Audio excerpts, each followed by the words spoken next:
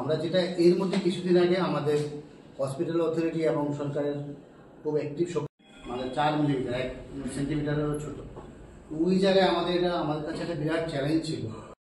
একটা ভালো জিনিস দিয়েছেন, সেই কারণে কিন্তু আমরা এই বেবির লাইফটা সেভ করতে পেরেছি।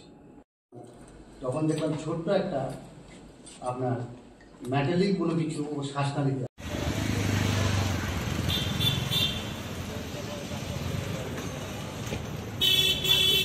রুটিন প্রসিডিওর যে আমরা আমাদের হাসপাতালের যে বিশেষ যে কাজকর্ম যেগুলো চলছে এটা সম্বন্ধে আমরা জনগণকে অবহিত করি।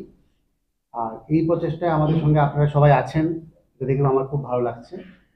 তো এটাতে মূলত যেটা কেসটা আমাদের যে পেশেন্ট যেটা 8 মাসের একটা ছোট্ট বেবি, তার বাড়ি ছিল নতুন বাজার, ওর নাম ছিল উজনি চাকমা। নতুন বাজারের লেবাইছড়ি মুখ বলে একটা জায়গা আছে, ওইখান থেকে খুব প্রত্যন্ত অঞ্চল থেকে ওরা এসছে।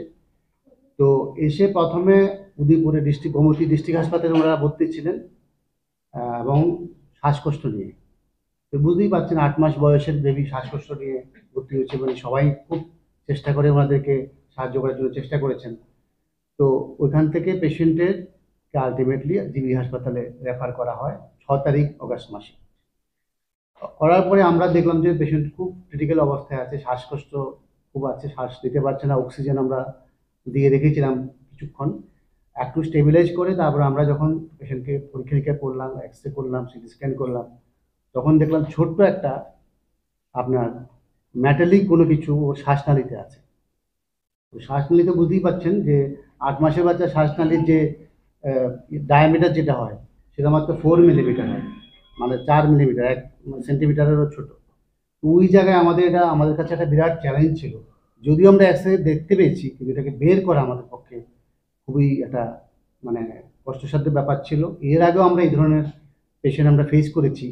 তো কিছু ক্ষেত্রে দেখেছি আমাদেরকে সাহায্য করতে পারিনি পেশেন্টদেরকে, কেন কিন্তু আমাদের কাছে তখন কিন্তু সেই বিশেষ যন্ত্রপাতি বা অত্যাধুনিক যে যন্ত্রপাতি দরকার সেগুলো ছিল না।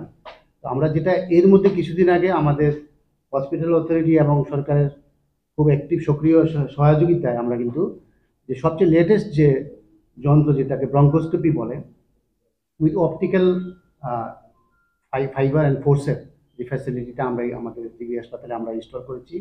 এই ব্যাপারে আমি আমার হসপিটালের কর্তৃপক্ষ এবং পারচেজ ডিপার্টমেন্টকে ধন্যবাদ জানাবো যে আমাদেরকে এত একটা ভালো জিনিস দিয়েছেন। সেই কারণে কিন্তু আমরা এই বেবির লাইফটা সেভ করতে পেরেছি।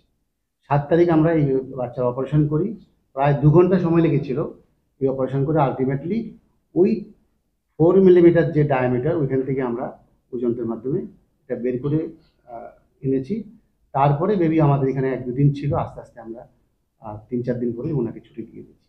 এই হচ্ছে খুব ছোট্ট একটা বিষয়, মানে এটা খুব সব জায়গাতেই এই ধরনের জিনিস হয়, কিন্তু আমাদের রাজ্যে ধরেন এই যন্ত্রটা প্রথমবার এসছে, ফলেই আমরা এই ধরনের একটা বেবির লাইফ সেভ করতে পেরেছি।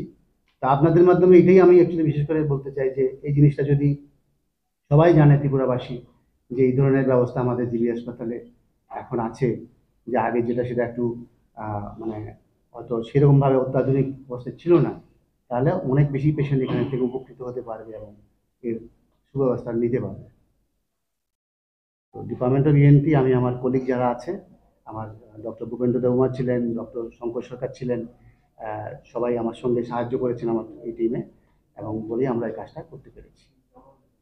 সঙ্গে আমার অ্যানাস্থেশিয়ার ডিপার্টমেন্টের যে কলিগ যারা ছিলেন, ডক্টর অনুপম চক্রবর্তী ছিলেন, আরও 2জন অ্যানাস্থেশিওলজিস্ট ছিলেন, নার্সিং অফিসার যারা ছিলেন, তো সবাই মিলে আমরা একটা টিম এফোর্ট করে এই কাজটা আমরা সম্পন্ন করতে পেরেছি। এই পরিষেবাটা সম্পূর্ণ নিঃশুল্ক, মানে কোনো এক পেশেন্টে কোনো টাকা খরচা করতে হয়নি, কারণ সরকারি পরিষেবায় ভূমিকা করতে পারা গেছে। Sir please.